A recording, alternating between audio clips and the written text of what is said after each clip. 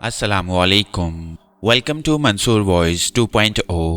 पेशे खिदमत है कहानी नागफनी। एपिसोड 2। ड्यूटी की नर्स 2 ही मिनट में पहुंच गई।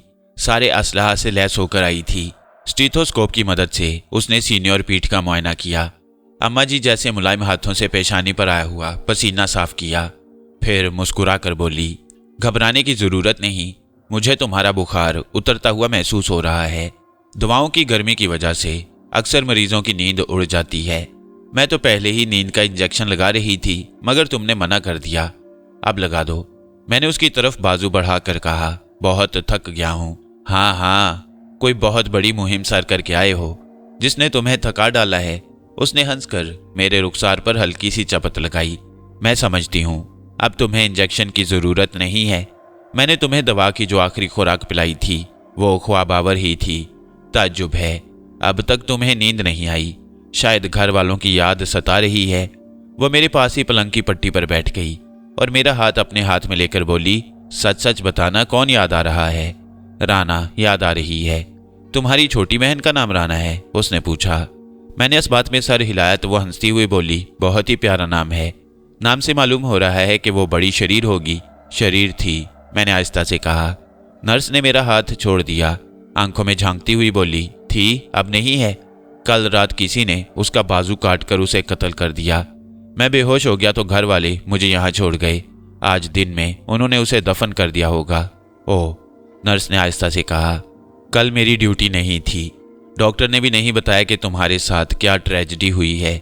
मेरे ख्याल में तुम्हें नींद का इंजेक्शन लगवा ही लेना चाहिए। इंजेक्शन लगाने के बाद भी वो मेरे पास बैठी, आहिस्ता आहिस्ता मेरा सर दबाती रही। मुझे नींद आ गई तो खामोशी से उठकर रात के किसी हिस्से में बाहर चली गई। अगले रोज मैं दिन चढ़े तक सोता रहा। तकरीबन 10 बजे उसी नर्स ने आकर मुझे उठाया और नाश्ता कराया। बहुत ही मामूली सी हरारत बाकी रह गई है। उसने मेरा टेम्परेचर लेकर कहा, शाम तक बिल्कुल भले चंगे हो जाओगे और कल सुबह को तुम्हें अस्पताल से छुट्टी मिल जाएगी। मैंने कहा, तुम बहुत अच्छी हो सिस्टर, तुम भी बहुत अच्छे हो। वो मेरे सरहाने बैठकर बोली, किस क्लास में पढ़ते हो? वो देर तक मेरे पास बैठी बातें करती रही। अपने सारे मरीजों का टेम्परेचर लेकर और उन्हें दवा पिलाकर आई। और जब तक कोई इमरजेंसी ना हो कई घंटों के लिए खाली थी। गंजी औरत का जिक्र छेड़कर मैंने अपने बारे में सब कुछ बता दिया। उसका नाम कैथरीन था। उसके डैडी पादरी थे। वो 3 बहनें थीं, भाई एक भी नहीं था। वो सबसे छोटी थी। दोनों बड़ी बहनों की शादियां हो चुकी थीं। एक बहन शौहर के साथ कनाडा में थी। उसके फूलों जैसे 2 लड़के थे। दूसरी बहन कराची में थी। उसके शौहर की इलेक्ट्रॉनिक्स की दुकान थी। उनकी शादी को 3 साल गुजर चुके थे। कोई औलाद नहीं थी। सिस्टर कैथरीन की मंगनी हो गई थी। ईस्टर पर शादी होने वाली थी। नर्सिंग के पेशे से उसे इश्क था, लेकिन प्राइवेट हस्पताल की मुलाजमत पसंद नहीं थी। सरकारी या नीम सरकारी हस्पतालों में जॉब तलाश कर रही थी। भाईजान अपने दोस्त नवाज के साथ मुझसे मिलने और मेरी खैर आफियत मालूम करने के लिए दोपहर के बाद आए। मैं उनकी आमद से चंद मिनट कबल ही सोया था। मेरी खैरियत मालूम करके मिले बगैर ही वापस चले गए। दोपहर की चाय पिलाते हुए सिस्टर कैथरीन ने मुझे उनकी आमद के बारे में बताया। राना को तो उन लोगों ने कल ही दफन कर दिया होगा? मैंने पूछा। हाँ। फिर मुझे समझाते हुए बोली, तुम्हारे सामने तवील जिंदगी पड़ी है। कदम कदम पर नए लोग तुम्हारी जिंदगी में आएंगे। उनमें ऐसे भी होंगे जो राना की तरह अचानक बिछड़ जाएंगे और सिर्फ अपनी खुशगवार यादें छोड़ जाएंगे। यहाँ का दस्तूर यही है, जाने वालों को भुलाना नहीं, लेकिन उनके गम को दिल में जमा कर बैठ जाना। गम करोगे तो वो वापस तो नहीं आएंगे। अपनी सेहत को घुन लगा बैठोगे, जीना दोबर हो जाएगा। इस दुनिया में कामयाब वही है जिसे जीने का सही ढंग आता है, और सही ढंग ये है कि किसी न किसी के आने की इतनी खुशी हो कि हवा में उड़ने लगो, ना किसी के जाने का इतना दुख हो कि जिंदगी रोग बन जाए। यहाँ की हर चीज़, चाहे वो जानदार हो और चाहे बेजान, मादी हो या गैर मादी, आनी जानी है।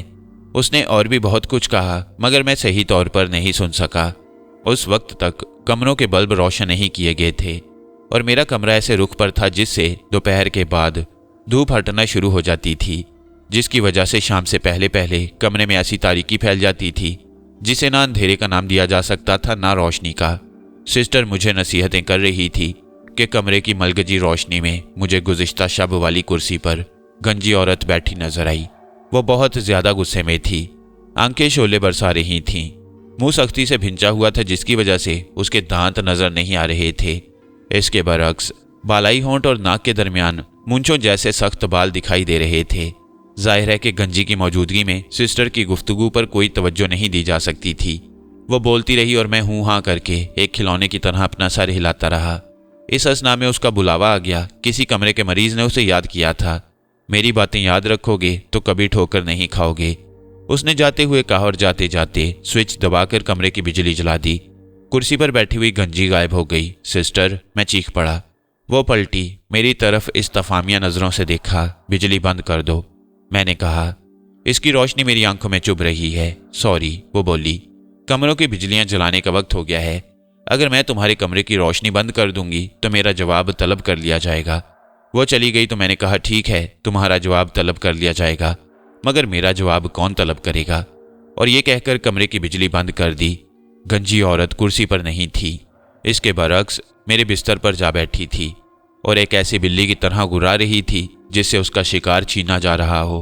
ये पहली आवाज़ थी जो मैंने उसके मुंह से निकलती हुई सुनी। इससे कबल उसने तरह तरह से मुंह तो ज़रूर बनाया था, लेकिन आवाज़ कभी नहीं निकाली थी। मेरा डर बड़ी हद तक कम हो गया था। मैं खामोशी से उस कुर्सी पर जा बैठा जिस पर कुछ देर कबल वो बैठी हुई थी।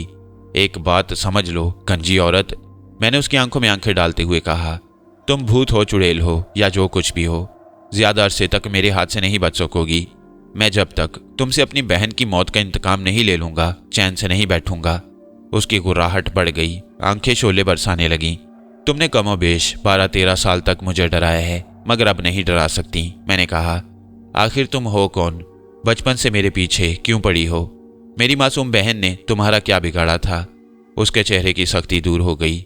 यूं महसूस होने लगा जैसे मेरे सवालात से वो बहुत महफूज हुई हो। खुशी से सारे दांत बाहर निकल पड़े, मगर बदसूरती दूर नहीं हुई, उसमें कुछ इजाफा ही हो गया। फिर उसके होंठ हिले। उसने कुछ कहना चाहा कि तेज कदमों से चलता हुआ चौकीदार कमरे में आ गया और आते ही उसने कमरे की बिजली जला दी। दोनों वक्त मिल रहे हैं साहब, उसने कहा। इस वक्त अंधेरा नहीं होना चाहिए। क्यों नहीं होना चाहिए? मैंने पूछा। मुझे उसकी मदाखलत नागवार गुजरी थी। बड़ों से सुना है कि इस वक्त भलाएं वबाएं और बदरूहें बाहर निकलती हैं, रोशनी उन्हें निकलने से रोक लेती है। अंधेरे की मखलूक है साहब, रोशनी की तरफ जाते हुए डरती है, वो बोला। वैसे भी बड़े डॉक्टर साहब का हुक्म है कि इस वक्त अस्पताल का हर कमरा रोशन होना चाहिए। बड़े डॉक्टर साहब भी बदरूहों के कायल हैं। चौकीदार हंसने लगा। वह दोनों हाथों से दौलत बटोरने और उसे दांतों में दबाकर रखने के कायल हैं। फिर लहजा बदल कर बोला, किसी चीज की जरूरत तो नहीं है साहिब? नहीं, तुम जा सकते हो। बिजली बुझाना बेसूद था। चौकीदार राहदारी के आखिरी कोने पर बैठा रहता था। इधर मैं स्विच ऑफ करता, उधर वो उठकर चला आता।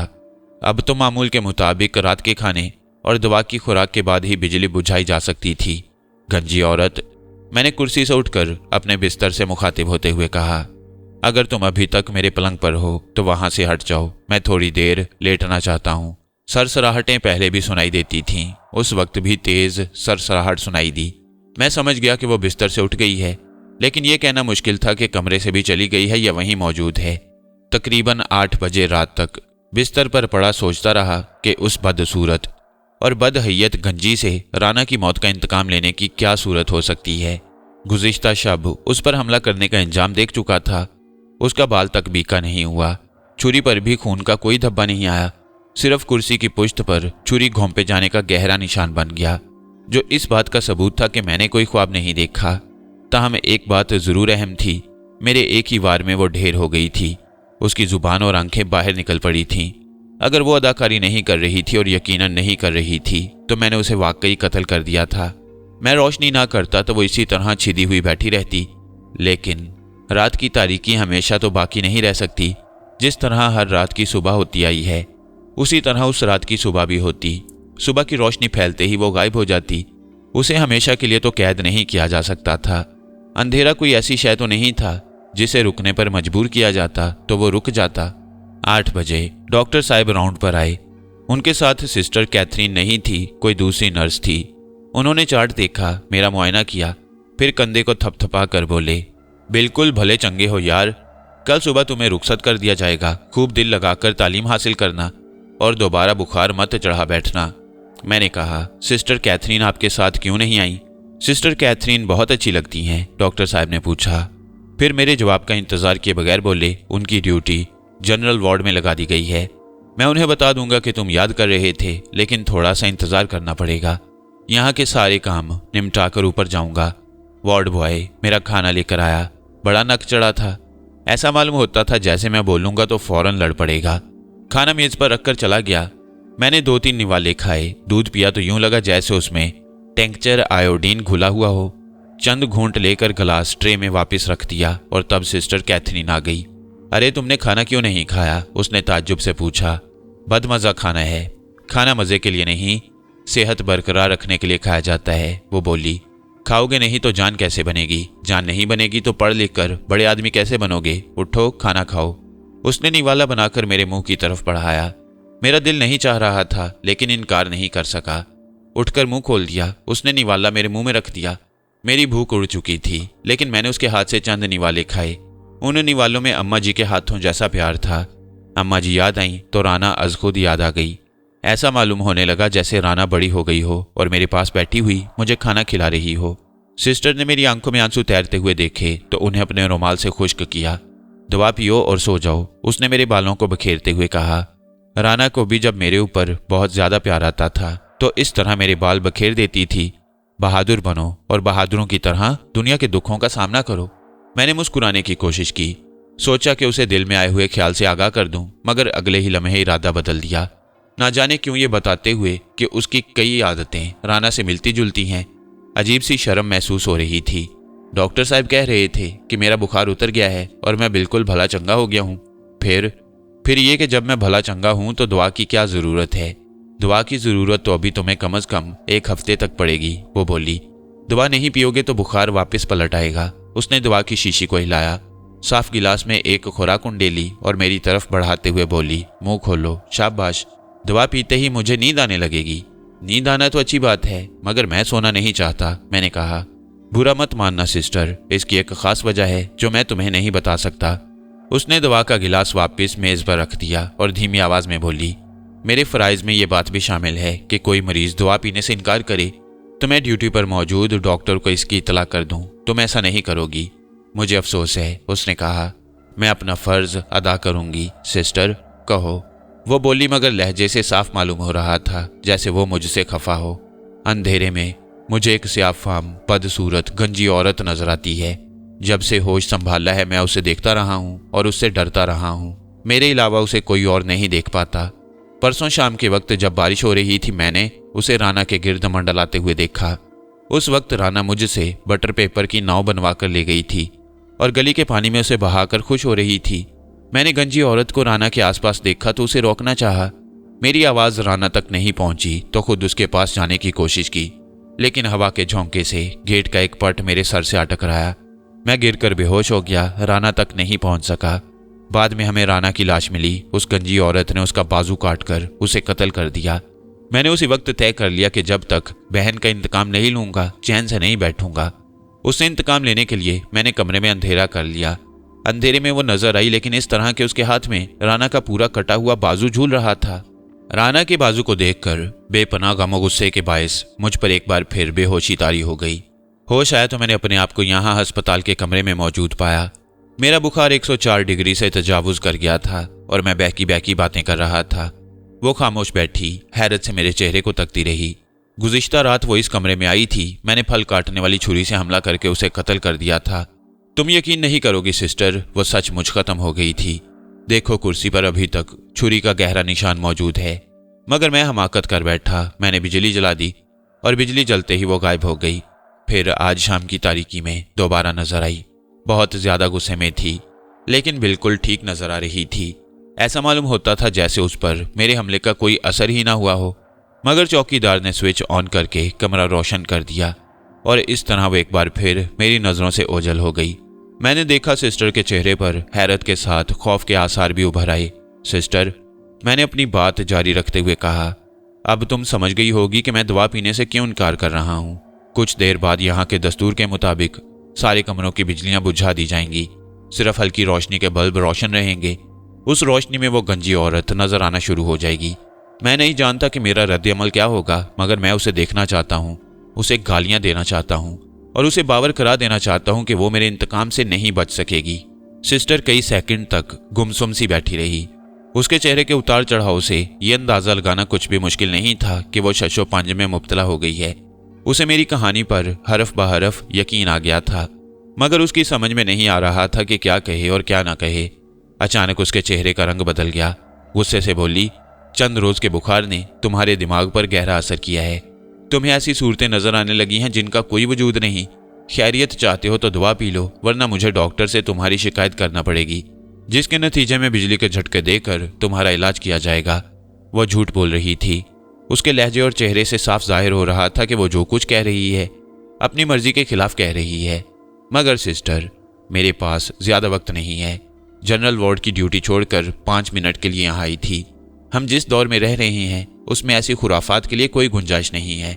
शायद मैंने उसे समझने में गलती की थी, शायद वो झूठ नहीं बोल रही थी, शायद मेरी कहानी पर उसे यकीन नहीं आया। ठीक है सिस्टर, मैंने कहा, मेरी बातें अगर तुम्हारे नज़दीक खुराफात से कम नहीं है तो मैं दवा पीने के लिए तैयार हूँ। गंजी औरत कहीं भागी नहीं जा रही, मैं घर जाकर उससे निमट लूंगा।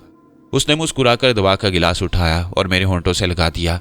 उसकी इस हरकत पर मेरी आंखें डुबडुबाईं, लेकिन मैंने कोई शिकायत नहीं की। खामोशी से सारी दवा पी गया। गिलास रखकर उसने सहारे से मुझे बिस्तर पर लिटा दिया। जाओ। मैंने करवट बदलकर उसकी तरफ पीठ कर ली। जनरल वार्ड में तुम्हारा इंतजार किया जा रहा होगा। मेरा ख्याल है कि मैं 5 मिनट तक तुम्हारे पास और बैठ सकती हूँ।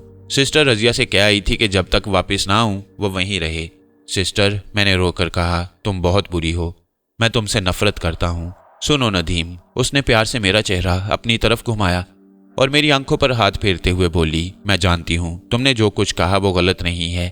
तुम वाकई एक ऐसी बदसूरत औरत को देखते रहे हो जो बकौल तुम्हारे गंजी है और उसके हाथ तुम्हारी छोटी बहन के खून में रंगे हुए हैं। डैडी के पास ऐसी बहुत सी किताबें हैं जिनके मुतालिया से मालूम होता है कि इस दुनिया में नजर न आने वाली मखलूक का वजूद है और कुछ ऐसे लोग भी हैं जो उन्हें देख सकते हैं। तुम्हारा शुमार उन्हीं लोगों में होता है।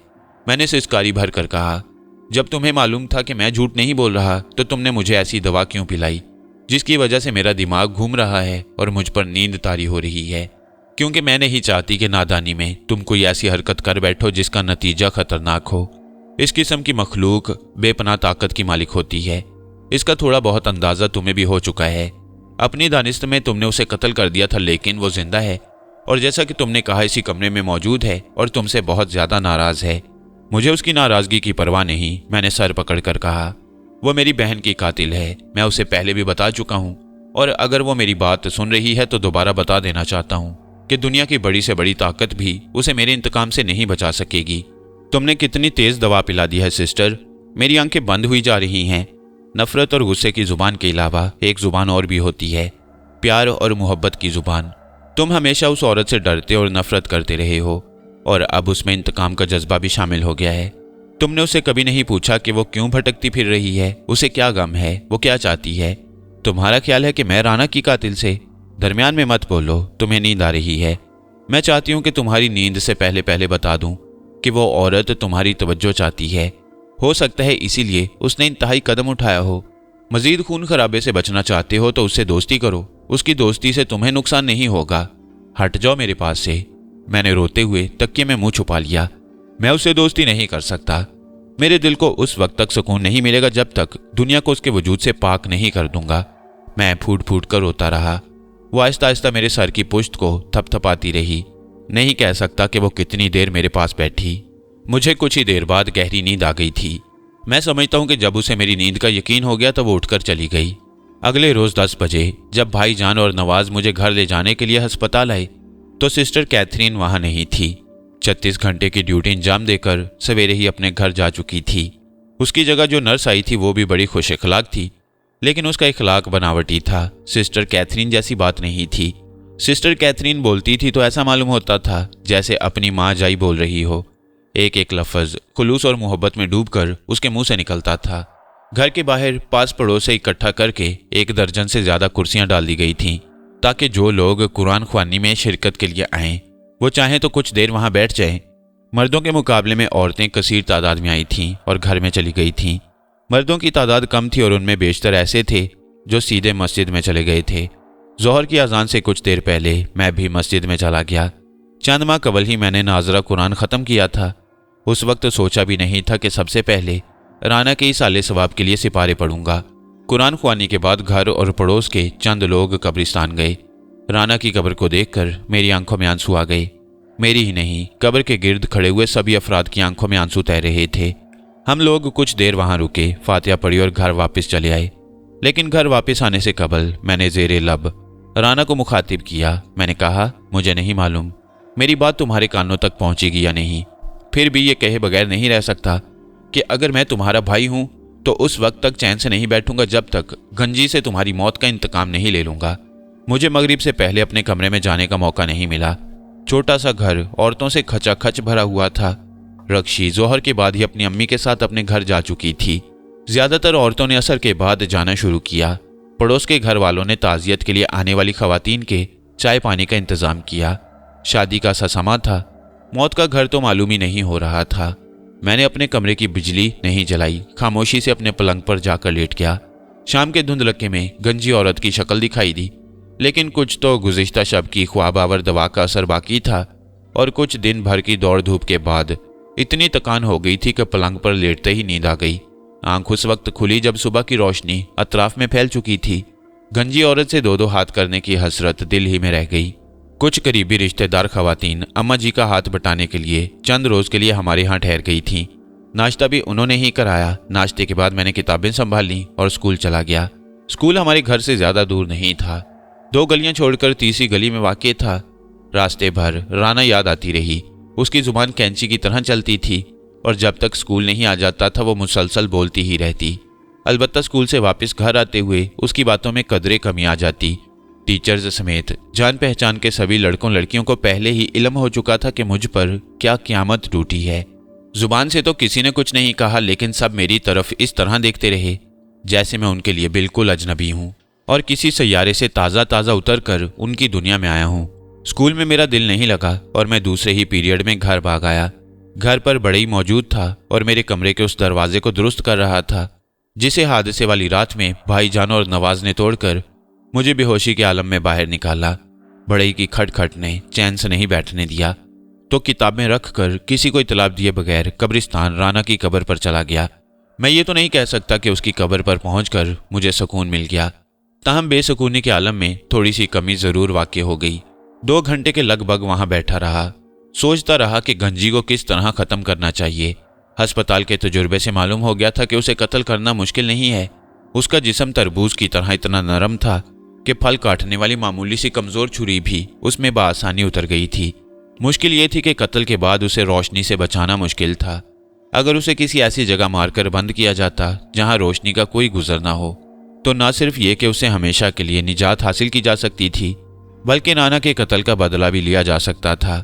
कब्रिस्तान से बाजार होता हुआ घर वापस आया। मैं अपने साथ एक बड़ा छुरा और ज़मीन खोदने के लिए कुदाल खरीद लाया था। कुदाल को मैंने कमरे के कोने में रख दिया। सोचा था कि कमरे में चुपके चुपके कब्र तैयार कर लूँगा, फिर गंजी को मारकर उसमें दफन करना आसान हो जाएगा। घर पहुंचकर ख्याल आया कि अगरचे गंजी रोशनी में नजर नहीं आती लेकिन रहती मेरे आसपास ही थी। वो इतनी बेवकूफ़ नहीं थी कि कब्र तैयार होते हुए देखती और कुछ ना समझती। गुस्से में आकर वो उल्टा मुझी को उसमें दबा देती। जो औरत एक मासूम और बेज़रर बच्ची के खून से हाथ रंग सकती है, उससे कुछ भी बईद ना था। वह बड़े से बड़ा काम अंजाम दे सकती थी। मैंने अपने मंसूबे में थोड़ी सी तब्दीली कर ली। सबसे पहला काम यह किया कि अपने कमरे को मोटे मोटे स्याह पर्दे डालकर फोटोग्राफरों जैसे डार्क रूम में तब्दील कर लिया। दरवाजे के आगे एक पलंग खड़ा करके उस पर स्याह पर्दा डाल दिया। फिर दरवाजे और पलंग के दरमियान दाएं बाएं जो खाली जगह रह गई थी, अलंगनी की मदद से मैंने उस पर भी स्याह पर्दा डाल दिया। फिर महसूस किया कि दरवाजे के जरिए कमरे में दाखिल होने के बाद अगर दरवाजे को बंद ना किया जाए तो दाएं बाएं की खाली जगह का पर्दा हटाकर अंदर आते हुए अच्छी खासी तेज रोशनी अंदर आ जाती है। मैं किसी किस्म का कोई खदशा मोल नहीं लेना चाहता था, इसलिए मैंने अपने कमरे के पलंग को भी पार्टीशन में तब्दील कर दिया और पहले पार्टीशन के आगे बिल्कुल वैसा ही एक और पार्टीशन बना दिया। आधे से ज़्यादा कमरा पार्टीशनों की नज़र हो गया। मेज़ और कुर्सियों को खिड़कियों से मिलाकर रखने के बाद इतनी जगह रह गई जहां मैं आसानी से फर्श पर पाँव फैलाकर लेट सकता था।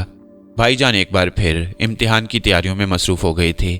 सुबह को कॉलेज जाते, दोपहर को उल्टा सीधा खाना खाने आते थे, फिर नवाज के घर पढ़ने चले जाते। वहां से किसी कोचिंग सेंटर में जाते। रात गए वापसी होती थी तो आते ही बिस्तर पर गिर जाते। उन्हें इस बात से कोई गर्ज नहीं थी कि मैं क्या कर रहा हूँ और क्यों कर रहा हूँ। यही हाल अब्बा जी का था। सुबह को दुकान पर जाते, 10-11 बजे रात को घर वापस आते। छुट्टियों के अय्याम भी उन दोनों के काफ़ी मसरूफ गुजरते। जब से राना का इंतकाल हुआ था उनके लिए ज़रूरी सा हो गया था कि कुछ वक्त उसकी कब्र पर भी गुजारा करें। रह गईं अम्मा जी। वो 1-2 बार मेरे कमरे में आई थीं, बल्कि स्याह चादरों का इंतज़ाम भी उन्होंने ही किया। लेकिन वो मेरी आदत से वाकिफ़ थीं कि जब मुझ पर किसी काम की धुन सवार हो जाती है तो उसे पाया तकमील तक पहुंचाए बगैर नहीं मानता। मैंने उन्हें बता दिया था कि मैं अपने कमरे को डार्क रूम में तब्दील कर रहा हूँ। क्यों कर रहा हूँ ये बात ना उन्होंने मुझसे पूछी, ना मैंने उन्हें इससे आगाह किया। डार्क रूम बनाने में मुझे 1 माह से ज़्यादा का अरसा लग गया। पढ़ाई का जो हशर हुआ उसका अंदाज़ा इस बात से लगाया जा सकता है कि मैं जो क्लास का सबसे अच्छा लड़का समझा जाता था, सबसे निकम्मा लड़का बन गया। क्लास में बैठा रहता और डार्क रूम के बारे में सोचता रहता। कुछ पता ही नहीं चलता कि किसने क्या पढ़ाया है। कोई सवाल पूछ लिया जाता तो खड़ा होकर लड़कों और लड़कियों के चेहरे तकने लगता, कह भी लगते, और टीचर्स की जली कटी बातें भी सुनना पड़ती। इस अरसे में एक दिन भी ऐसा नहीं गुजरा जब गंजी मेरे कमरे में ना आई हो। मैंने कमरे में 0 पावर का बल्ब रोशन कर रखा था, क्योंकि उसकी रोशनी गंजी औरत के आने जाने में माने नहीं होती थी और मैं उस रोशनी में आसानी से नकलो हरकत कर सकता था। मुझे उससे अब किसी किस्म का खौफ महसूस नहीं होता था। वो कोई आवाज़ पैदा किए बगैर अचानक आ जाती और मुझे काम करते हुए देखती रहती। उसकी हैयत में कोई तब्दीली नहीं हुई थी और आंखें बदस्तूर भूखी मालूम होती थीं। उसके स्याह होंठ अक्सर इस तरह हरकत करते जैसे वो मुझसे कुछ कहना चाह रही हो, लेकिन उसके मुंह से कोई आवाज़ नहीं निकलती। कई बार ऐसा हुआ कि मैं उसके सामने बिल्कुल नडर होकर और उसकी आंखों में आंखें डालकर बैठ गया। मैं अक्सर उससे 2 सवालात पूछा करता, एक ये कि तुम कौन हो और दूसरा ये कि तुमने राना को क्यों कत्ल किया। पहले सवाल का जवाब देते हुए वो इस तरह होंठ हिलाती जैसे गुब्बारे में थोड़ी सी हवा भरकर अचानक सारी हवा बाहर निकाल दी गई हो। दूसरे सवाल के जवाब में वो निस्बतन तवील जुमला बोलने की कोशिश करती। उसका निचला होंठ घूमकर नाक तक पहुंच जाता। खाली औकात में मुझे उसकी नकल में होंठ हिलाते हुए बड़ा लुत्फ आता। कभी कभी क्लासरूम में भी गैर इरादी तौर पर मुझसे यह हरकत सरजद होने लगती थी। लड़के लड़कियां बेख्याली में मुझे होंठ हिलाते हुए देखते तो पहले इशारों में एक दूसरे की तवज्जो मेरी तरफ मबजूल कराते, फिर जोरदार कहके लगाने लगते। सबसे ज्यादा मेरी फिक्र रक्षी को थी। अक्सर पूछा करती कि मुझे क्या हो गया है। उसका ख्याल था कि राना की मौत ने मुझ पर बुरा असर डाला है। इसमें कोई शक नहीं कि मुझ पर राना की मौत का गहरा असर हुआ था, लेकिन जिस बात ने मुझे जहनी तौर पर तकरीबन मफलूज कर डाला था वो इंतकाम का जज्बा था।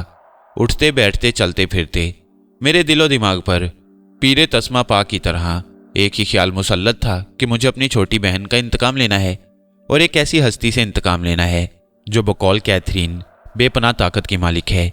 उन्हीं अय्याम में सालाना इम्तिहान हुआ। रक्षी अव्वल आई। मेरे साहब का रिकॉर्ड को देखते हुए इस शर्त के साथ मुझे अगली क्लास में प्रमोट कर दिया गया कि अगर मैं शशमाही इम्तिहान में अच्छे नंबर नहीं लाया तो बोर्ड के इम्तिहान में मेरा फॉर्म नहीं भरा जाएगा और उल्टा डिमोट करके दोबारा 8वीं जमात में बिठा दिया जाएगा। रक्षी के अव्वल आने पर उसके अब्बू ने बहुत ही शानदार और रंगारंग तकरीब का एहतमाम किया। रेडियो और स्टेज और टीवी के कई बड़े बड़े फनकारों को मदऊ किया गया। रक्षी अपने ड्राइवर के साथ खास तौर पर मुझे दावत देने आई। अम्मा जी ने उसे उस छोटे कमरे में बिठाया जिसे भाईजान कभी कभी ड्राइंग रूम के तौर पर इस्तेमाल किया करते थे। क्या हो गया है तुम्हें? रक्षी ने बार बार किया जाने वाला सवाल दोहराया। मैं हंस पड़ा और गंजी औरत की तरह होंठों को इस तरह जुम्बिश दी जैसे वो गुब्बारे में हवा भरकर निकाला करती थी। नदीम, वो बोली, दुनिया में सभी के अजीज मरते आए हैं, लेकिन इस तरह कोई किसी के गम को दिल से लगाकर नहीं बैठ जाता। तुम्हें याद है दीनियात की मिस ने सोग मनाने के बारे में क्या बताया था? नहीं, मैंने अहमकों की मानिंद सर हिलाया। मुझे कुछ भी याद नहीं है। मैं याद दिलाई देती हूँ। उन्होंने कहा था कि उस औरत के अलावा जिसके शौहर का इंतकाल हो गया हो, किसी मुसलमान के लिए जायज़ नहीं है कि वो मरने वाले का 3 दिन से ज़्यादा सोग करे। मैंने कहा, कौन कहता है कि मैं सोगवार हूँ? राना को मरे हुए 2 माह होने को आए हैं। कभी तुमने मेरे मुंह से उसका नाम सुना या कभी उसकी याद में आंसू बहाते हुए देखा? कभी कभी तो यहाँ तक सोचता हूँ कि वो हम सबसे अच्छी रही, हमें पीछे छोड़कर खुद जन्नत में जा बैठी। फिर तुम हर वक्त खोए खोए से क्यों रहते हो? जब तुम्हें मालूम है कि राना खुश है और आरामदेह जिंदगी गुजार रही है तो तुमने उसका रोग क्यों लगा रखा है? आज पहली बार तुम्हें बताती हूँ, जब तुम क्लास में अव्वल आया करते थे मुझे ऐसा मालूम होता था जैसे मैं खुद अव्वल आई हूँ, और अब जबकि तुम्हें मशरूत तरीके पर प्रमोट किया गया है, अव्वल आने के बावजूद मुझे यूं लग रहा है जैसे मैं फेल हो गई हूँ। सब कहने की बातें हैं, मैंने कहा, अफसानों और कहानियों की हीरोइनों जैसी। अगर तुम्हें अव्वल आने की खुशी नहीं है तो ये तकरीब क्यों रचाई जा रही है? बड़े बड़े फनकारों को क्यों बुलाया जा रहा है? मुझे मदऊ करने क्यों आई हो? अब्बू को तकरीबात मनाने का शौक है। सुना है कि शराब पीने वाले ऐसे गम ढूंढते फिरते हैं जिन्हें गलत करने के लिए वो शराब पी सकें। अब्बू ऐसी खुशियां ढूंढते रहते हैं जिनकी खातिर तकरीबात मुनक्किद की जा सकें। यूं भी उनकी बेटी अव्वल पास हुई है, वो जितनी भी खुशी मनाए कम है। हाँ, मुझसे इतनी गलती ज़रूर हुई कि मैं तुम्हें दावत देने आ गई हूँ। तुमने ज़ुबान खुलवा ही दी है तो इसकी वजह भी सुन लो। मैं तुम्हें इसलिए बुलाने आई हूँ कि तुम मुझे अच्छे लगते हो। मैं बेख्तियार हंसने लगा। उसने गुस्से में आकर ऐसी बात कह दी थी जो उसे नहीं कहना चाहिए थी। अच्छी तो मुझे भी वो बहुत लगती थी, और इतनी अच्छी लगती थी कि माहिर नफ्सियात तक को पता चल गया। जब भी तो उसने उसका मुराकबा करने का मशवरा दिया, लेकिन मैं कोशिश के बावजूद कभी रक्षी को नहीं बता सका था कि मेरे दिल में उसके लिए क्या जगह है। इस दौरान अम्मा जी चाय लेकर आ गईं। बात आई गई हो गई। वो ये सोचकर शर्मा सी गई कि बेख्याली में क्या कह बैठी है। अम्मा जी के आने से उसकी जान में जान आई। गुफ्तगू का मौजू बदल गया। उन मज़ामीन की बात होने लगी जो वो 9वीं जमात में पढ़ना चाहती थी। उसका इरादा LLB के बाद वकालत करने का था, इसलिए आर्ट्स ग्रुप में जा रही थी। मैंने उस वक्त तक कोई फैसला नहीं किया था। भाईजान से मशवरा करके साइंस या कॉमर्स ग्रुप में जाने का इरादा था। चाय पीकर वो जाने के इरादे से खड़ी हो गई। वादा करो नदीम। जाने से कबल उसने कहा, परसों शाम तुम हमारे यहाँ की तकरीब में ज़रूर आओगे। तुमने बात ही कुछ ऐसी कह दी है कि अब तो आना ही पड़ेगा। हश। उसका चेहरा सुर्ख हो गया। लहजा बदल कर बोली, तुम पहले भी झूठे वादे करते रहे हो, लेकिन कभी मेरे यहाँ किसी भी तकरीब में नहीं आए। अगर इस मर्तबा नहीं आए तो मैं तुमसे कभी नहीं बोलूँगी। आऊँगा बाबा, ज़रूर आऊँगा। मैंने हंसते हुए उसे यकीन दिलाया। हकीकत यह है कि मैं दिल से उसके यहाँ तकरीब में शरीक होना चाहता था। इससे कबल वादा खिलाफियाँ इसलिए होती रही थी कि मुझे अंधेरे से खौफ आता था, और अंधेरे से इसलिए खौफ आता था कि वो गंजी औरत मेरे सामने आ खड़ी होती। मगर अब ना अंधेरे से डर लगता था, ना अंधेरों में उभरने वाली गंजी औरत की शक्ल मुझे डरा सकती थी। जिस रोज़ उसके यहाँ तकरीब होने वाली थी, उसकी सुपहर तक मुझे याद रहा कि रक्षी के यहाँ जाना है। लेकिन शाम को जब ज़ीरो पावर की रोशनी में लिबास तब्दील करने के इरादे से अपने कमरे में गया तो मामूल के मुताबिक कुर्सी पर बैठी हुई गंजी नजर आई। यूं तो उसे रोज़ ही देखता था, लेकिन उस वक्त उसे देखकर ना जाने क्यों राना याद आ गई। आंखों में खून उतर आया। बाजार से खरीदी हुई छुरी सामने तकिए के नीचे रखी थी। खामोशी से उठाई और पीठ के पीछे हाथ करके पास जा बैठा। तुम सारी जिंदगी इसी तरह मेरे पीछे पड़ी रहोगी? मैंने बज़ाहिर बड़े इत्मीनान से पूछा। उसने सफ़ेद सफ़ेद दांत बाहर निकाल दिए। नीली जुबान नजर आने लगी। मेरा पीछा कभी नहीं छोड़ोगी? मैंने दूसरा सवाल किया। उसके होंठों ने हरकत की, लेकिन मुंह से कोई आवाज़ नहीं निकली। उसे बेखबर पाकर मैंने बर्क रफ्तारी से छुरी संभाली और छोटी सी जकंद भरकर उसके पिलपिले सीने में उतार दी। वो अपने बचाव के लिए कुछ भी न कर सकी, सिर्फ हाथ हिलाकर रह गई। मुझे उसकी मुज़ाहमत का खौफ था, लेकिन जिस तरह वो अस्पताल में कोई मुज़ाहमत नहीं कर सकी थी, उसी तरह इस मर्तबा भी उसने हाथ पांव डाल दिए। मैं दीवाना हो रहा था। मुसलसल उस पर वार करता रहा। ऐसा मालूम होता था जैसे उसके जिस्म में हड्डी नाम की कोई चीज़ ना हो। मुझ पर इतना जुनून सवार था कि पेट और सीने पर वार करते करते थक गया, तो मैंने उसकी फटी फटी आंखों को उंगलियों से नोचकर बाहर निकाल डाला। फिर एक हाथ से उसकी नीली जुबान खींची और छुरी के एक ही वार से उसे उड़ा दिया। मेरी वहशत कम होने की बजाय मजीद बढ़ गई। मैंने उछल उछल कर उसके चेहरे पर और जिस्म के हर हिस्से पर छुरी घोंपना शुरू कर दी। फिर उसके मुर्दा जिस्म के सामने बैठ के और हाँफने लगा। मैंने उसे एक बार फिर कत्ल कर दिया था, लेकिन इंतकाम की आग ठंडी नहीं हुई थी। सांस कुछ ठिकाने आई तो मैं छुरी संभाल कर दोबारा खड़ा हो गया। मैंने उसकी टांगें अलहदा कर दी, उसके बाजू काट दिए, गर्दन को जिस्म से अलग कर दिया। जिस्म मुतअद्दिद टुकड़ों में तकसीम हो गया तो थोड़ा सा सुकून मिला। होंठों पर मुस्कुराहट दौड़ गई। मैंने ना सिर्फ अपनी मासूम बहन का इंतकाम ले लिया था, बल्कि ऐसे इंतजामात भी किए थे कि गंजी तक ऐसी रोशनी ना पहुंच सके जो उसके लिए हयात बख्श साबित हो। कमरा हमेशा डार्क नहीं रह सकता था, मगर मैंने इसका हल भी सोच लिया था। गंजी को टुकड़ों में तब्दील करने के बाद कुछ देर सस्ताने के लिए लेट गया। गंजी के गायब होने का अब कोई सवाल ही पैदा नहीं होता था। तकरीबन आधा घंटा आराम कर चुका तो उठा, कोने में रखी हुई कुदाल उठाई और आहिस्ता आहिस्ता आवाज़ पैदा किए बगैर फर्श को खोदने में मसरूफ़ हो गया। कमरे की घड़ी से सुबह होने का अंदाज़ा हुआ तो कुदाल रख दी। उस वक्त तकरीबन 3 इंच तक गड्ढा खुद चुका था। काम आसान था, लेकिन आहिस्ता आहिस्ता इस तरह करना पड़ रहा था कि घर के दूसरे अफराद को इल्म ना होने पाए, इसलिए थोड़ा सा मुश्किल हो गया। पहले दिन सुबह के वक्त कमरे से बाहर निकलते हुए थोड़ा सा खौफ महसूस हुआ कि मेरी गैर मौजूदगी का फ़ायदा उठाकर गंजी गायब ना हो जाए और मेरे लिए एक नई मुसीबत ना उठ खड़ी हो। लेकिन नाश्ते के बाद कमरे में वापस आया तो गंजी के कटे हुए टुकड़ों को जूं का तूं बिखरा हुआ देखकर इत्मीनान हो गया। अब वो डार्क रूम से निकलकर कहीं नहीं जा सकती थी। सालाना इम्तिहान का नतीजा सुनाए जाने के बाद स्कूल 10 दिन के लिए बंद हो गया था, इसलिए मुझे कहीं आना जाना नहीं था। रक्षी के पास होने की तकरीब गुज़िश्ता शब हो चुकी थी। मैं एक बार फिर वादा खिलाफी का मुर्तकिब हुआ, लेकिन जानता था कि रक्षी ज़्यादा देर तक नहीं रूठ सकेगी, उसे आसानी से मनाया जा सकेगा। शब रोज़ की मेहनत के 3 दिन बाद तकरीबन 2 गज गहरा और 1 गज चौड़ा गड्ढा तैयार हो गया। गंजी के टुकड़ों को हमेशा हमेशा दफन करने के लिए वो गड्ढा काफ़ी था। उसके जिस्म में खून नहीं था, इसलिए कमरे का फर्श और मेरा लिबास गंदा होने से बच गया। कसाबों वाली वो छुरी जिससे कतले बनाए गए थे रत्ती बराबर भी आलूदा नहीं हुई। मैंने एक एक करके छुरी समेत सारे टुकड़ों को गड्ढे में झोंक दिया। फिर पूरे कमरे में अच्छी तरह झाड़ू भी लगाई ताकि गंजी के जिस्म की कोई बोटी या नाखून का कोई टुकड़ा या हाथों पैरों का कोई रुआं दफन होने से न रह जाए। इस काम से फारिग होकर बाहर गया, स्टोर में पड़े हुए पुराने अखबार उठा कर लाया और उन्हें भी गड्ढे में इस तरह ठूंस दिया कि गंजी के सारे टुकड़े उसके नीचे छुप गए। थोड़ी सी मिट्टी डाली, एक बार फिर कमरे में झाड़ू लगाई और जो थोड़ा बहुत कूड़ा निकला उसे भी गड्ढे के हवाले कर दिया। गड्ढे पर तकरीबन 3 इंच मोटी मिट्टी की तह जमा कर रुक गया। दीवारों की, मेज़ की, कुर्सियों की और अपने बिस्तर की डस्टिंग की। आखिरी बार झाड़ू लगाई, कूड़े को गड्ढे में डाला और पूरा गड्ढा मिट्टी से अच्छी तरह बंद कर दिया। गड्ढा बंद हो गया तो उसकी मिट्टी को पैरों से कूद कूद कर बराबर किया। मजीद मिट्टी डाली। गड्ढा बंद हो जाने के बावजूद अच्छी खासी मिट्टी बाकी बच गई। गंजी दफन हो चुकी थी, लेकिन मैं मुकम्मल तौर पर मुतमईन नहीं था। मेरे काम का सबसे मुश्किल हिस्सा बाकी था। मैंने हिम्मत करके यके बाद दीगरे दोनों पार्टीशन हटा दिए, फिर खिड़कियों पर पड़े हुए पर्दे भी हटा दिए। शीशों के जरिए रोशनी का तेज सैलाब अंदर आया। डरने की कोई बात नहीं थी, लेकिन मैं एक अनजाने खौफ से सरतापा लरस गया। कहीं ऐसा न हुआ हो कि रोशनी गड्ढे की मिट्टी को चीरती हुई गंजी तक पहुंच गई हो और वो जी उठी हो। नजरें गड्ढे पर जम गईं। तजुर्बे के तौर पर खिड़कियों पर दोबारा पर्दे लटकाए कमरे का जायजा लिया। गंजी तारीकी में नहीं उभरी तो खुशी से मेरे पूरे जिस्म में तेज सनसनाहट सी दौड़ गई। मैंने जल्दी जल्दी सारे पर्दे उतार फेंके, खिड़कियां खोल दी। मुसलसल बंद रहने के बायस कमरे में सिलाहट सी दौड़ गई थी। पलंग को इस तरह बिछाया कि गड्ढा उसके नीचे छुप गया।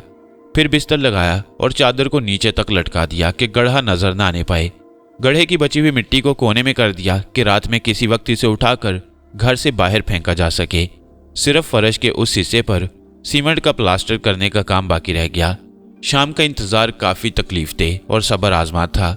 मुकम्मल इत्मीनान उसी वक्त हो सकता था जब रात की तारीकी भी खैर से गुजर जाती। खुदा खुदा करके शाम हुई, तारीकी फैली, लेकिन गंजी नजर नहीं आई। खुशी की वजह से मैं बिल्कुल बेहाल हो गया। कलांचे भरने और कहके लगाने को दिल चाहने लगा। मैंने कम उम्री के बावजूद इतना बड़ा कारनामा अंजाम दिया था जिस पर जितना भी फख्र किया जाता कम था। मगर अफसोस ऐसा कोई नहीं था जो मेरी खुशियों में शरीक होता। मैंने किसी को अपना राज नहीं बताया। और तब रात का खाना खाते हुए अचानक सिस्टर कैथरीन याद आई। वो मेरी हमराज थी। पूरी दुनिया में सिर्फ वही ऐसी थी जिसे मालूम था कि उस स्याफाम गंजी औरत ने मेरी बहन को कत्ल किया है और ये कि मैं उसे इंतकाम लेने के लिए बेचैन हूँ। दुनिया की सभी औरतें डरपोक होती हैं, वो भी डरपोक थी। उसने मुझे मशवरा दिया था कि मैं अपने दिल से इंतकाम का ख्याल निकाल दूं और गंजी औरत से दोस्ती की पींगे बढ़ाकर फ़ायदा उठाऊं।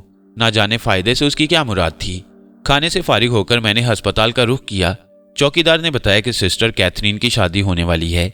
उसने 3 माह की छुट्टी ली है।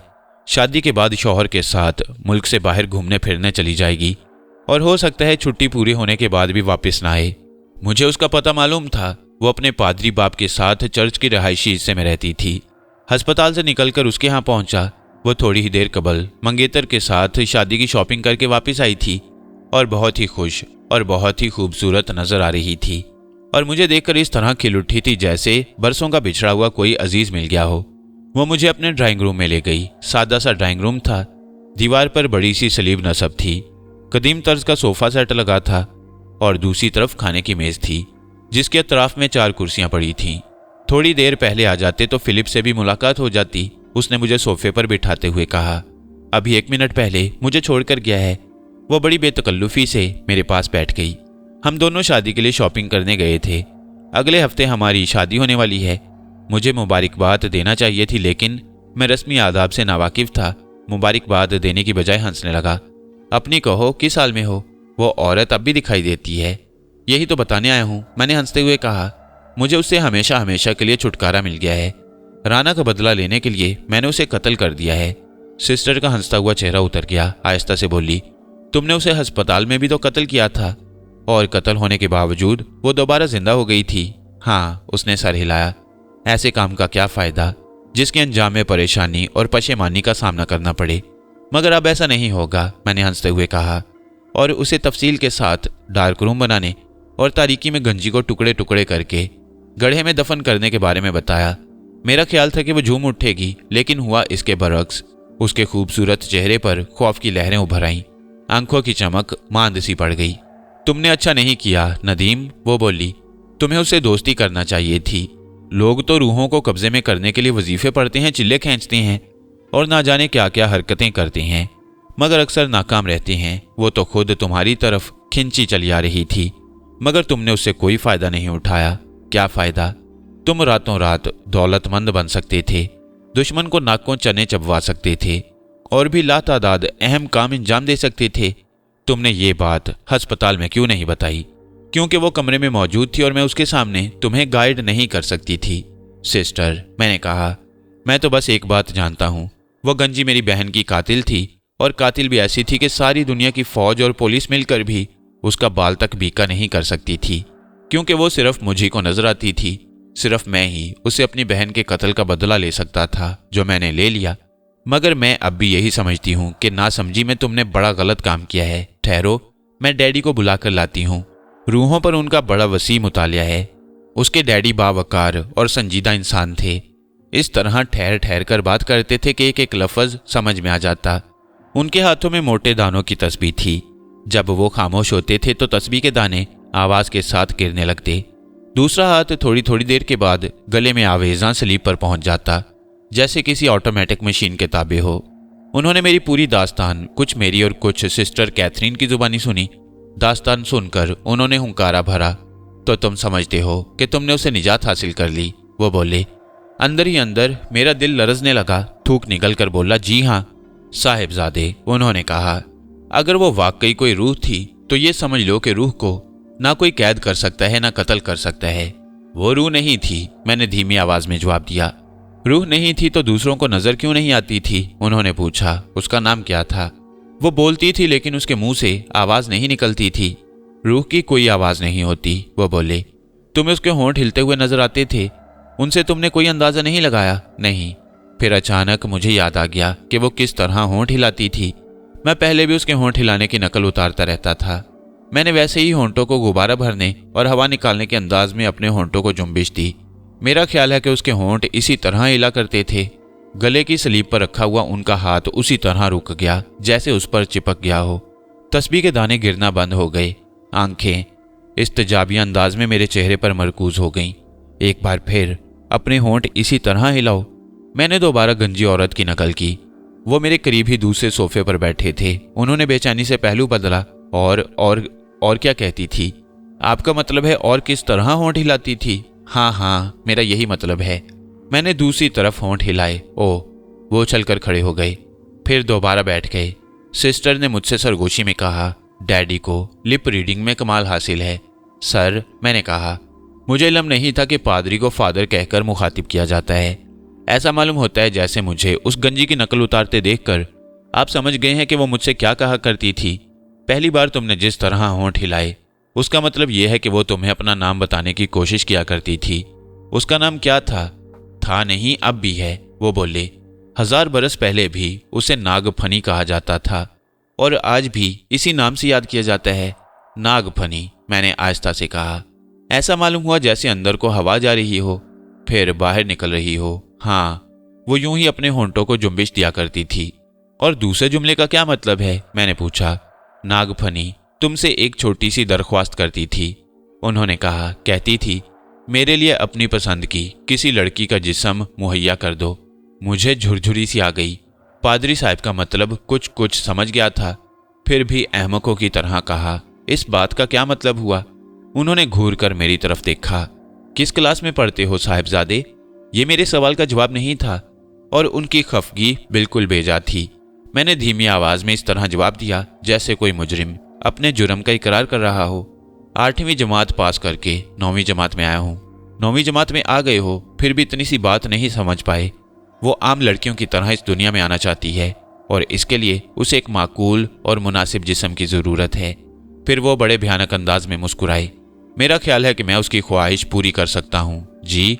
अचानक उन्होंने मजबूती से मेरा हाथ पकड़ लिया। मुझे अपने घर ले चलो। फिर जोश के साथ बोले, मैं नागफनी को उस गड्ढे से बाहर निकालूंगा जिसमें तुमने उसे दबा दिया है। उसे बताऊंगा कि उसकी आरजू को पाया तकमील तक पहुंचाया जा सकता है। वो ऐसी औरत नहीं है जो अपने मोहसिन को फरामोश कर दे। वो खुश हो गई तो मेरे और तुम्हारे दिन फिर जाएंगे। मेरा हाथ तो छोड़िए। मैंने हाथ छुड़ाने की कोशिश करते हुए कहा, मैं कहीं भागा तो नहीं जा रहा हूँ। उन्होंने जो ही मेरा हाथ छोड़ा, मैंने छलांग लगाई। सिस्टर कैथरीन ग्लास में गहरे सुर्ख रंग का मशरूब लिए हुए अंदर आ रही थी। मैं छलांगे मारता और उसे धक्के देता और मशरूब के गिलास को उसके जिस्म और कपड़ों पर उंडेलता हुआ बाहर निकल गया। चर्च के गेट पर रफ्तार हल्की की, फिर रुक गया। कैथरीन शरबत में नहाई कमरे के दरवाजे पर खड़ी दोनों हाथों से अपनी स्कर्ट को झटक रही थी। गिलास टुकड़ों की शक्ल में फर्श पर पड़ा था और पादरी साहब चौगे जैसे लंबे कुर्ते को एक हाथ से इस तरह संभाले हुए जैसे खवातीन अपने गरारों को संभाल कर चलती हैं, लंबे लंबे डग भरते मेरी तरफ चले आ रहे थे। सुनो साहिबजादे, मेरी बात तो सुनो। अहमक मत बनो, बेवकूफ भागो नहीं। नालायक, जो कुछ कह रहा हूँ तुम्हारे नफा के लिए कह रहा हूँ।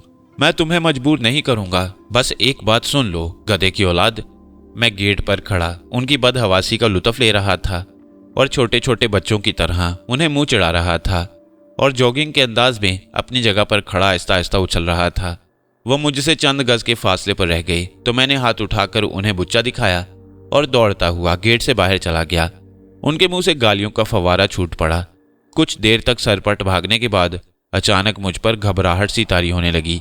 मैंने ऐसी कई अमेरिकी फिल्म देखे थे जिनमें लोग बदमाशों के चुंगल से निकलकर भागने में कामयाब हो जाते थे, लेकिन उनकी कामयाबी आर्जी साबित होती। कुछ ही देर में बदमाश ताकुब करके उन्हें दोबारा पकड़ लेते। पादरी साहब फिल्मों वाले बदमाश तो नहीं थे, लेकिन मैं एक ऐसा शख्स था जो उन्हें जुल देकर भागा था। वो उस गंजी औरत की खातिर जिसका नाम उन्होंने मेरे होंठों की जुम्बिश देखकर नागफनी बताया था, मेरा ताकुब कर सकते थे। उनकी हरकतों सकनात से ऐसा जाहिर होता था गोया एक बहुत बड़ा खजाना था जिस तक उनकी रसाई मेरी रहनुमाई के जरिए ही मुमकिन थी। मैंने सड़क छोड़कर गलियों में अपने मकान की मुखालिफ सिमत में चलना शुरू कर दिया। इसी असना में एक छोटा सा पार्क नजर आया तो खामोशी से उसमें चला गया। ज्यादा रात नहीं गुजरी थी, बमुश्किल 10 बजे होंगे। कराची वालों के लिए 10 बजे रात का शुमार सरे शाम के औकात में होता है। अक्सर लोग टीवी का 8 से 9 बजे तक का ड्रामा देखने के बाद वहां आया करते थे। मैं निस्बतन कम चहल पहल वाले नीम तारीख हिस्से में जाकर सब्जे पर लेट गया और आंखें बंद करके उन वाकयात के बारे में सोचने लगा जो उस रोज पेश आए थे। मैंने कई माह की मंसूबाबंदी और दिन रात की मेहनत और मुशक्कत के बाद उस गंजी औरत को कत्ल किया था जिसने कमोबेश 13 साल से मुझे तंग कर रखा था। वो मेरी छोटी बहन की कातिल थी। उसने इंतहाई बेदर्दी के साथ राना के जिस्म से उसका दाहिना बाजू जुदा कर दिया था। फिर उस बाजू को फख्री अंदाज में मुझे इस तरह दिखाया था जिस तरह मैच जीतने वाले अपनी ट्रॉफियां दिखाया करते हैं। मैंने मजबूरी के आलम में उसे कत्ल करने का इंतहाई कदम उठाया था, क्योंकि दुनिया की कोई भी अदालत एक नजर न आने वाले वजूद को सजा नहीं दे सकती थी। मासूम बहन का खूने नाहक मुझे इंतकाम लेने के लिए उकसाता रहा था। मैंने उस औरत को दोबारा कत्ल किया। पहली बार कत्ल होने के बाद मेरी बेवकूफ़ी, एहतियात और लाइल्मी के बायस वो दोबारा जी उठी थी। उस जैसी मक्कार और जहां दीदा औरत को कत्ल करने के लिए मैंने कई माह तक तकलीफें झेली थीं। जमीन पर बिस्तर बिछाकर सोता था और अपना ज्यादा वक्त तारीक कमरे में गुजारता था। उस तारीकी में स्याफाम गंजी औरत की मैयत बेइंतहा सुहाने रू थी। दिल में मुसलसल छुरियां उतरती रहती थीं। अब जबकि मैंने बहन का इंतकाम लेकर उसे मौत के घाट उतार दिया था और गड्ढे में इस तरह दबाया था कि वो उससे बाहर आकर जिंदा नहीं हो सकती थी, पादरी साहब उस मुसीबत को इस तवक्को में गड्ढे से बाहर निकालने और नए सिरे से जिंदा करने के दरपे थे कि वो जिंदा होते ही मुझे और उन्हें दुनियावी दौलतों से मालामाल कर देगी। यही नहीं, पादरी साहब का यह भी इरशाद था कि उस गंजी औरत को, या गंजी औरत की रूह को, एक नौजवान और खूबसूरत लड़की के जिस्म की जरूरत थी ताकि दुनिया वालों की नजरों में धूल झोंक कर वो एक आम लड़की जैसी जिंदगी गुजार सके। उन्होंने पूरे यकीन के साथ कहा था कि वो नागफनी के लिए मुनासिब जिस्म का इंतजाम कर सकते हैं। क्या दुनिया में कोई ऐसा फर्द था जो हंसी खुशी अपने जिस्म से दस्तबरदार हो जाता? हमारी दीनियात की मिस क्लास में बड़ी अच्छी अच्छी बातें बताया करती थी।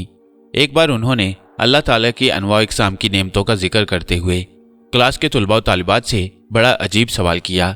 उन्होंने पूछा था, अगर कोई तुमसे तुम्हारी टांगे मांगे या आंखें मांगे और इसके मुआवजे में तुम्हें 1 करोड़ रुपए नकद पेश करे, तो क्या तुम इतनी कसीर रकम की खातिर लंगड़ा लूला या हमेशा के लिए नाबीना होना गवारा कर लोगे? बहुत ही अजीब सवाल था। पूरी क्लास पर सन्नाटा सा तारी हो गया।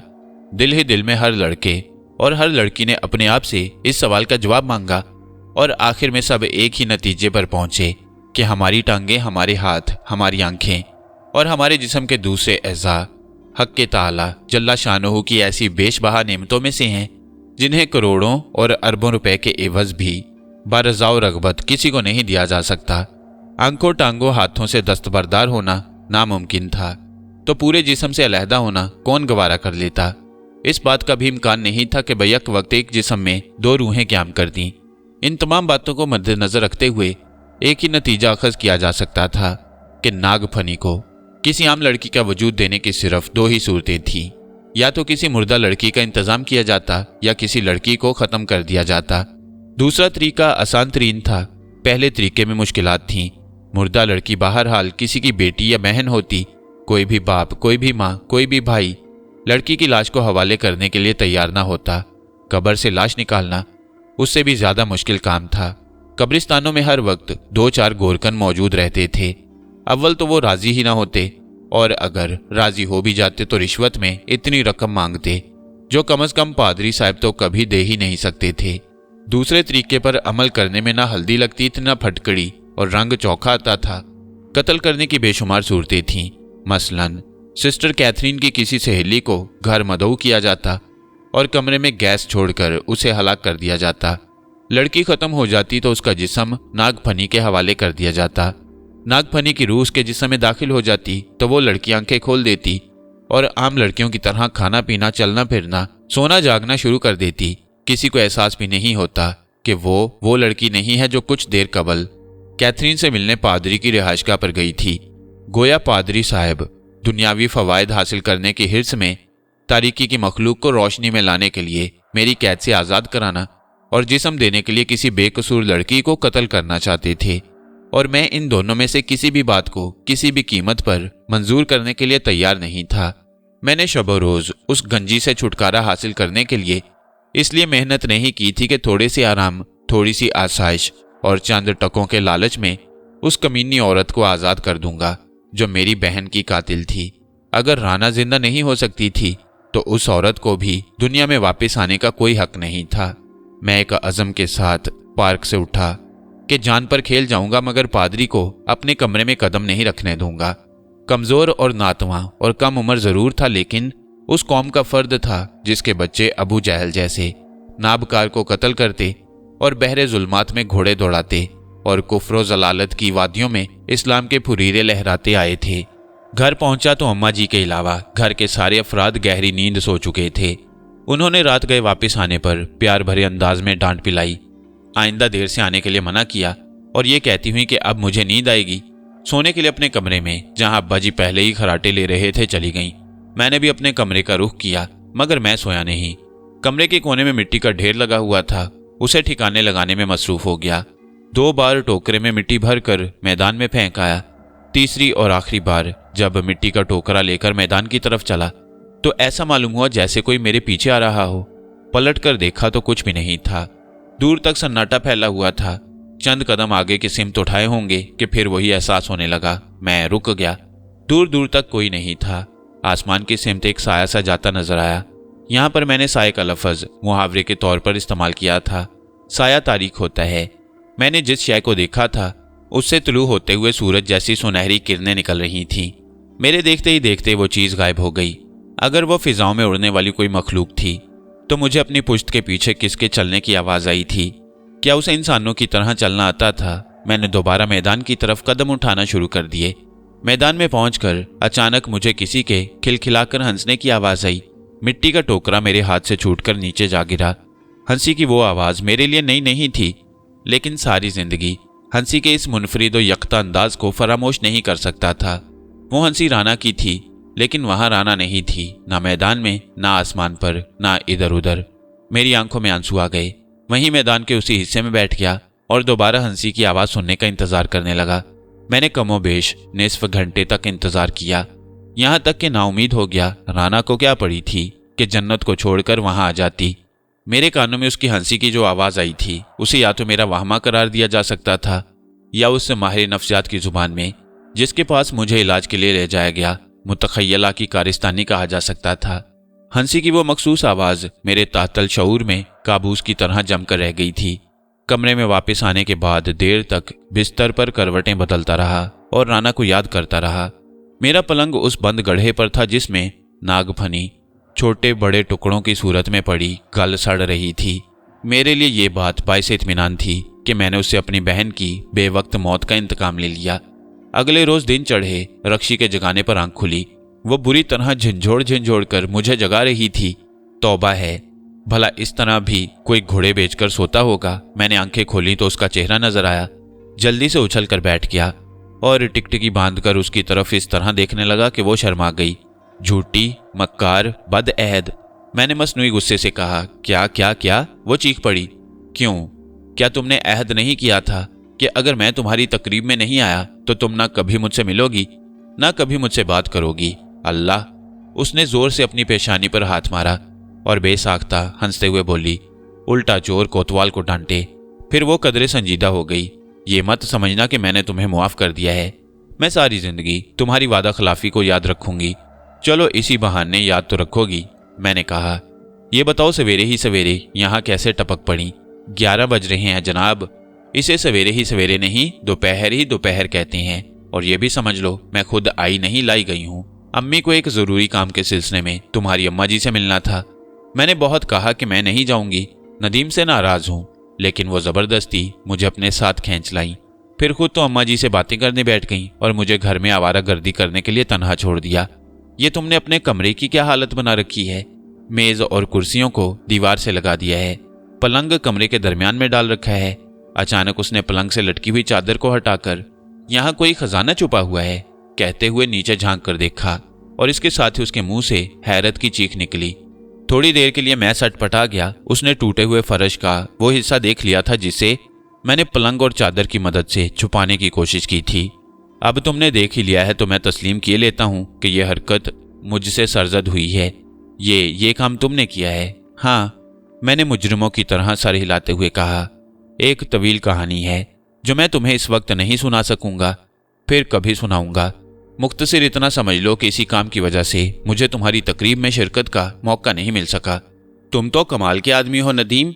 उसने तारीफी नजरों से मेरी तरफ देखा। पलंग हटाओ, मैं तुम्हारे कारनामे को वाज़े तौर पर देखना चाहती हूँ।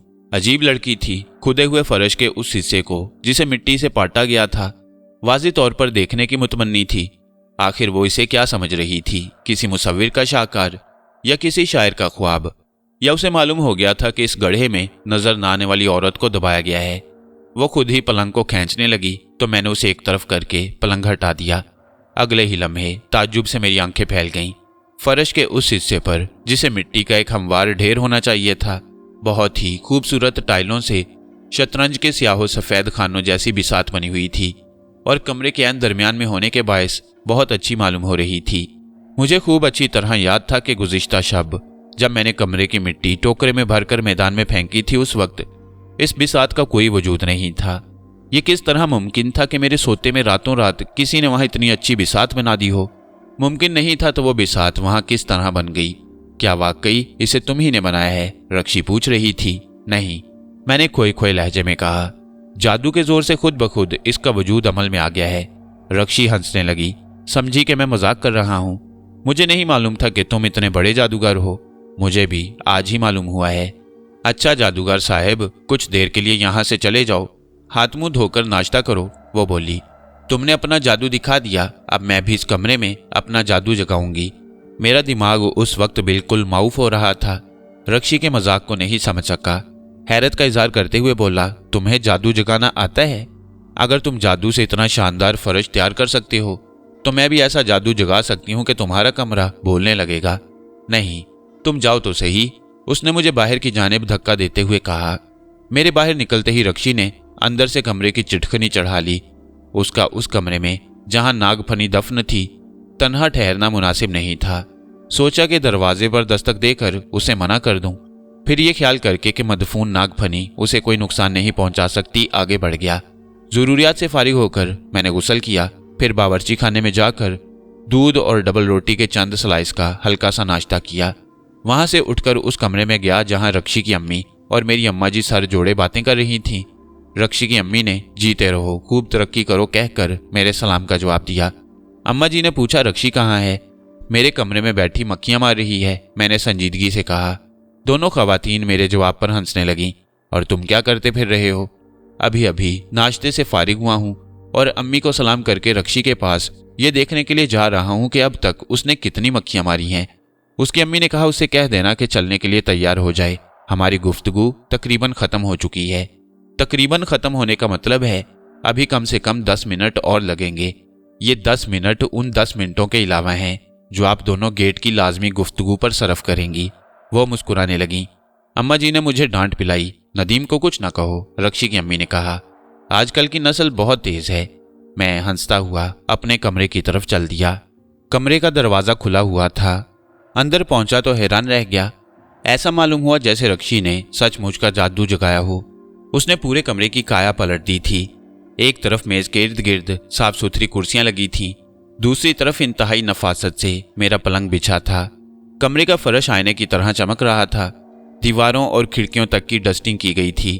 कमरे के बीचों बीच बिसात यानी सफेदो स्याह खानों वाला फर्श का टुकड़ा एक अजीब ही बहार दे रहा था और वो खुद सर से पांव तक धूल में अटी हुई खड़ी थी और बेइंतहा प्यारी मालूम हो रही थी। देखा मेरा जादू? उसने फखर से सीना फुलाकर कहा। जादू भी देखा और जादूगरनी को भी देखा और अभी तक ये फैसला नहीं कर सका हूं कि दोनों में से ज्यादा अच्छा किसे समझूं, मैंने जवाब दिया। भली मांस, अब जल्दी से अपनी डस्टिंग भी कर डालो, तुम्हारी अम्मी जाने के लिए पर तोल रही हैं। मेरा जवाब सुनकर उसका चेहरा सुर्ख हो गया। दरवाजे की तरफ बढ़ती हुई बोली, अगर अब तुमने अपना कमरा गंदा किया तो मुझसे बुरा कोई ना होगा।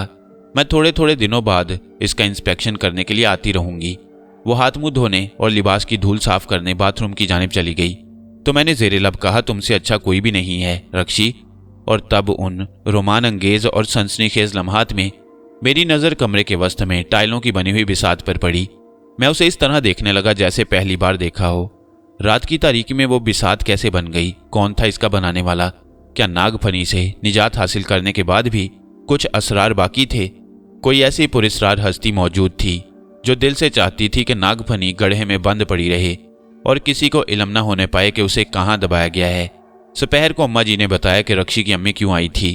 उनकी एक भांजी थी, खुश शक्ल, बासलीका, अमूरे खानादारी में माहिर, कराची यूनिवर्सिटी से ऑनर्स का इम्तिहान देने वाली थी। इंटर में थी कि वालदैन ने एक अच्छे खाते पीते घराने के लड़के के साथ उसकी मंगनी कर दी। पिछले दिनों अचानक उस लड़के ने मंगनी तोड़ दी और मशहूर कर दिया कि लड़की का किरदार अच्छा नहीं है। दरअसल वो एक एयर होस्टेस को दिल दे बैठा था और उससे शादी करना चाहता था। रक्षी की अम्मी को बावसूख जरिए से मालूम हुआ था कि मेरे छोटे मामू यानी अम्मा जी के सबसे छोटे भाई बीएससी करने के बाद अमेरिका की किसी यूनिवर्सिटी में दाखिला हो गया था, लेकिन माली मजबूरियों के बायस वो वहां नहीं जा सके और अब यूनिवर्सिटी से एमएससी फाइनल कर रहे थे। उनका कहना था कि उनकी भांजी और अम्मा जी के भाई का रिश्ता इंतहाई मौजू रहेगा। वो अम्मा जी को भांजी का नाम और शोभा बताकर गई थी ताकि उनके भाई यूनिवर्सिटी में खुद लड़की को देख लें और उसके चाल चलन के बारे में मालूमात हासिल कर लें। इस ज़मन में उन्होंने तुरब का पत्ता भी इस्तेमाल किया था कि अगर अम्मा जी के भाई इस रिश्ते पर आमादा हो जाएं तो लड़की के वालदैन मियाँ बीवी दोनों को मज़ीद तालीम के लिए अमेरिका भेजने और उनके अखराजात उठाने के लिए तैयार हैं।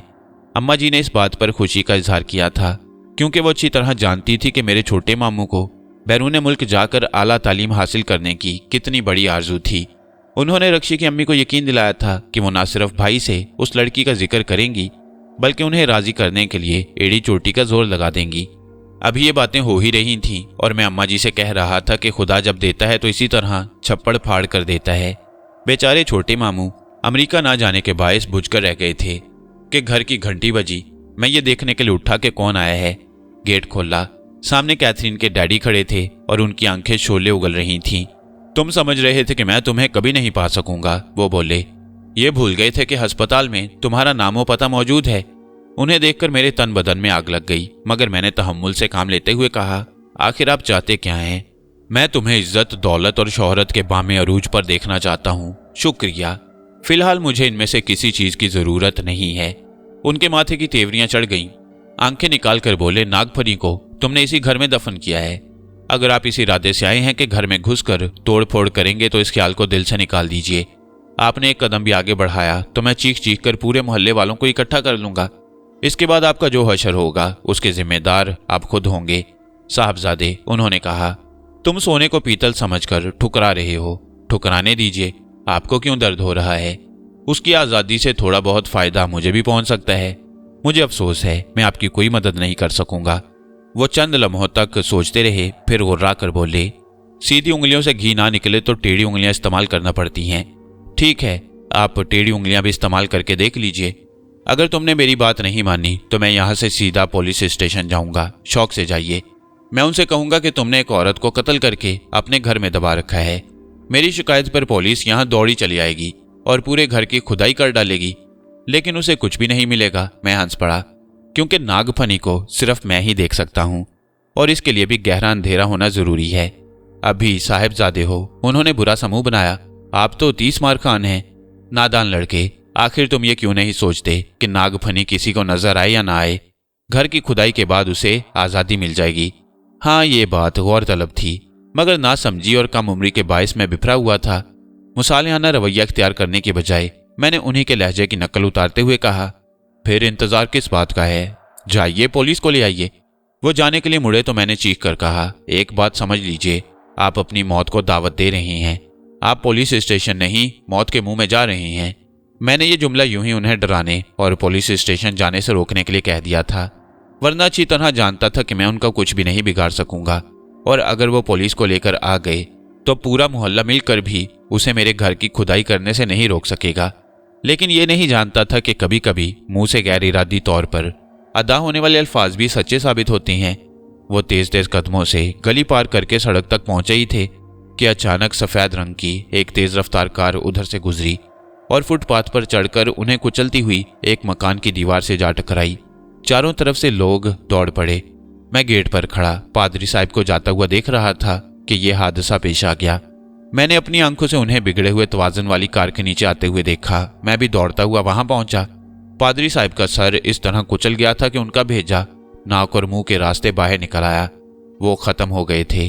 तेज रफ्तारी के बायस कार के परखच्चे भी उड़ गए थे। ताहम जख्मी हालत में उसके ड्राइवर को बाहर निकाल लिया गया। वो कारें चुराने वाले एक गिरोह से ताल्लुक रखता था। उसने बयान देते हुए इतराफ किया कि इस कार को उसने जेस्को डिपार्टमेंटल स्टोर से चुराया और अड्डे पर लिए जा रहा था कि स्टीयरिंग पर उसका काबू नहीं रहा। ब्रेक नाकारा हो गए। उसकी हर मुमकिन कोशिश के बावजूद कार फुटपाथ पर चढ़ गई और उसने बेचारे पादरी साहब को कुचल डाला। इस हादसे पर सभी को दुख हुआ था। मैं भी रंजीदा था, लेकिन एक बात रह रहकर मेरे जहन में घूम रही थी। स्टीयरिंग बेकाबू नहीं हुआ था, उसे बेकाबू किया गया था। ब्रेक नाकारा नहीं हुए थे, उन्हें नाकारा बनाया गया था। पादरी साहब इत्तफाकिया हादसे का शिकार नहीं हुए, जानबूझकर उनके सर को कुचला गया था, सिर्फ इसलिए कि वो पुलिस स्टेशन ना जाने पाए, मेरे घर की खुदाई ना होने पाए और गड्ढे में दबी हुई नागफनी बाहर ना निकल पाए। मगर वो था कौन जो नागफनी को आज़ाद होते हुए नहीं देखना चाहता था? कहीं वही तो नहीं था जिसने गड्ढे के बदसूरत निशान को टाइलों के जरिए खूबसूरत बिसात में तब्दील कर दिया था? उसे मुझसे क्या हमदर्दी थी और इस हमदर्दी का असल सबब क्या था? मेरे ख्यालात की रोको पड़ोस के प्रोफेसर हाशमी ने तितर बितर कर दिया। वो मेरे कंधे पर हाथ रखते हुए प्यार से पूछ रहे थे, थोड़ी देर कबल मैंने तुम्हें अपने दरवाजे पर खड़े पादरी साहब से गुफ्तगू करते हुए देखा था। जी हाँ, मैंने कहा। बेचारे मुझे अपनी बेटी की शादी की दावत देने आए थे। प्रोफेसर हाशमी ने बेयकीनी के अंदाज में सर हिलाया। जब वो जा रहे थे तो तुमने चिल्लाकर कहा था कि पुलिस स्टेशन नहीं, मौत के मुंह में जा रहे हो। तुमने ये बात क्यों कही थी और वो पुलिस स्टेशन क्यों जा रहे थे? मेरी समझ में नहीं आया कि क्या जवाब दूं। खाली खाली नजरों से मजमा की तरफ देखने लगा। पुलिस आ चुकी थी। जख्मी ड्राइवर को उसकी तहवील में दे दिया गया और पादरी की लाश उठाई जा रही थी।